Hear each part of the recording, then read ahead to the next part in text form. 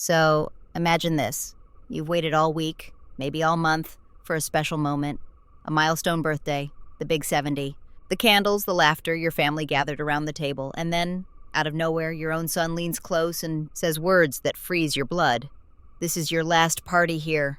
My heart dropped. My hands shook. I couldn't tell if he was joking or warning me, and what came after still haunts me to this day. If you've ever felt blindsided by the people you love most, stay with me, because today I'll tell you exactly what happened at my 70th birthday and why those words changed everything. And before we dive in, don't forget to subscribe, because here we share real stories, raw truths, and lessons no one else dares to talk about.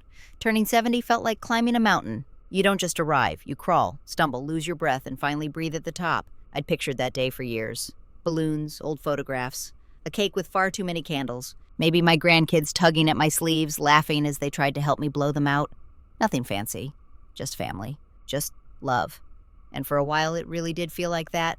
My house smelled of roasted chicken and baked potatoes. My daughter fussed in the kitchen. My son-in-law told loud jokes that made the kids giggle. The living room was glowing, lamps lit, soft music in the background, voices weaving together like a warm quilt. I looked around and thought, this is it. This is happiness at 70. Not big, not glamorous, but enough. More than enough. Then the cake came out. 70 candles flickering, everyone singing a little off-key. My daughter started clapping. My grandson shouted, "Make a wish, Grandma!" And I did. A quiet wish whispered in my heart. Just let this love last. Let me hold on to this family, this house, this moment. But when I leaned forward, cheeks puffed, ready to blow out the candles, that's when everything shifted. I saw my son, not clapping, not smiling, his arms crossed, his eyes locked on me in a way that chilled me. And as I blew out the candles, he leaned in so close I could smell his cologne. His voice was low, steady, and cold. "Enjoy it. This is your last party here." My breath caught, my stomach dropped. I froze mid-laugh, half convinced I'd misheard.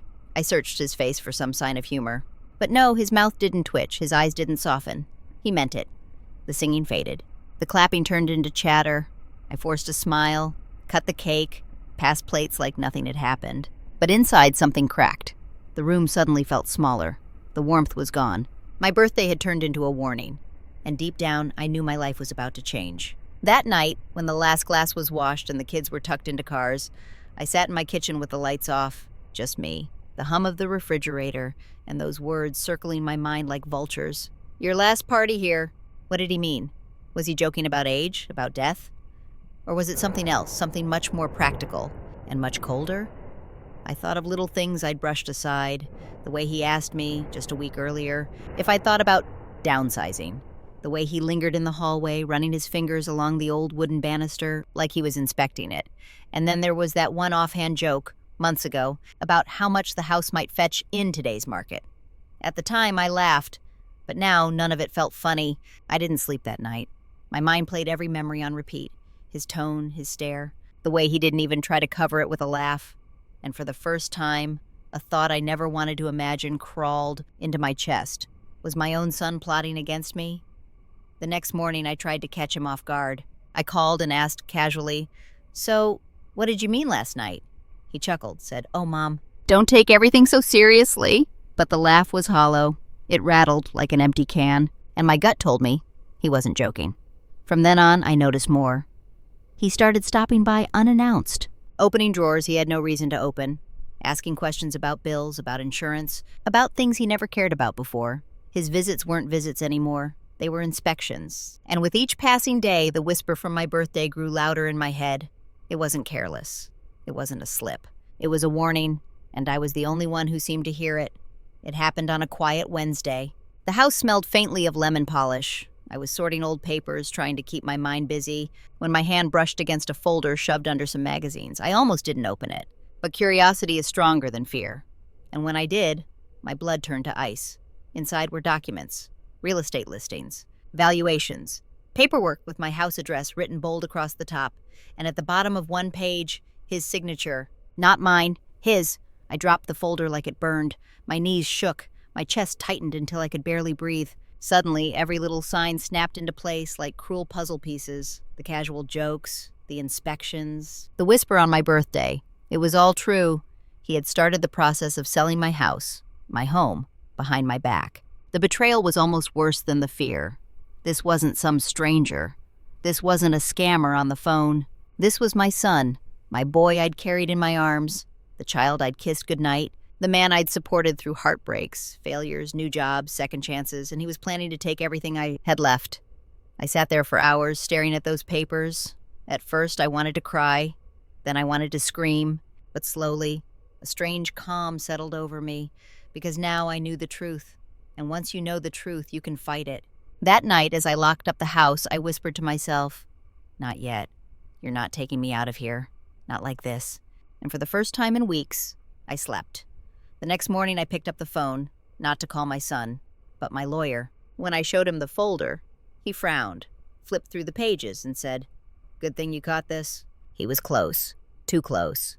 We worked quickly, locked down accounts, sealed the deed with protections he couldn't touch, drew lines that even a son couldn't cross, and with every signature, every stamp, I felt something I hadn't felt in weeks. Power. But the real test came when I had to face him. I invited him over, set the folder on the kitchen table, watched his face go pale as he realized I knew. He stammered, laughed nervously, said he was just preparing for the future. I leaned forward, steady, and told him, "The future is mine, not yours to steal." The silence that followed was heavy. He wouldn't meet my eyes. His hands trembled. For the first time, I saw not confidence, but shame. That day, something shifted. He wasn't in control anymore. I was. And maybe, just maybe, he realized he had underestimated me. Because here's the truth. No one tells you about aging. Getting older doesn't mean giving up. We may wrinkle, we may slow down, but we do not grow weaker. If anything, age sharpens us, teaches us where to stand, when to fight, and how to survive betrayal, even when it comes from blood.